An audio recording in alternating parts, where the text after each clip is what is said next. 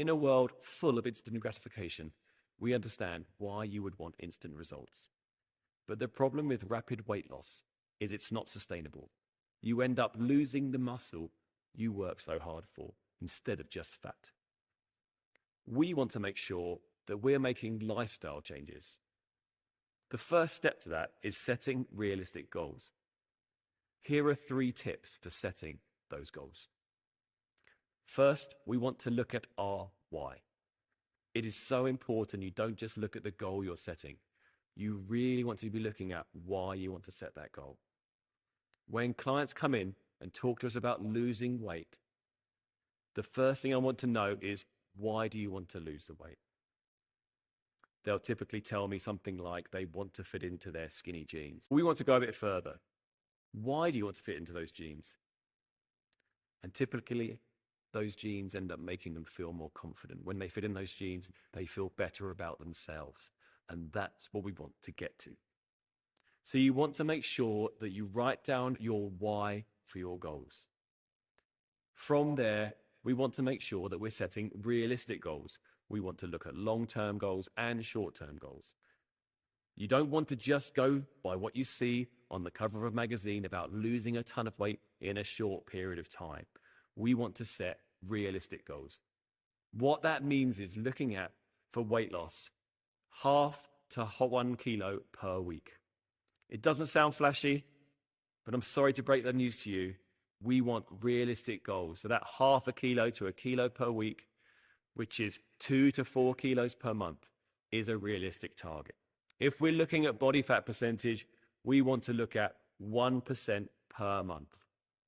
Taking the example of losing 20 kilos, losing 0.5 kilo a week, that's going to take us 10 months to lose those 20 kilos. And of course, we know that progress isn't in a straight line. We'll have some hiccups along the way. But if we allot 10 months to that weight loss and then break it down into 2 kilos per month, now we know what we need to do in a month. Then we could break it down even further, that 0.5 kilo per week. From there, once we get to our weekly goals, we can break it down into actions we need to take to achieve that goal. The third tip, lastly, we need to track progress. We want some objective data, some numbers, testing body fat percentage. We love looking at measurements here at CrossFit Children. Inches around your waist fall so much faster than body fat percentage. So taking measurements around your belly button, around your hips, will help you see those inches come off. And that success leads to motivation. So we want to track progress, that objective data, but we also want to keep track of how we feel.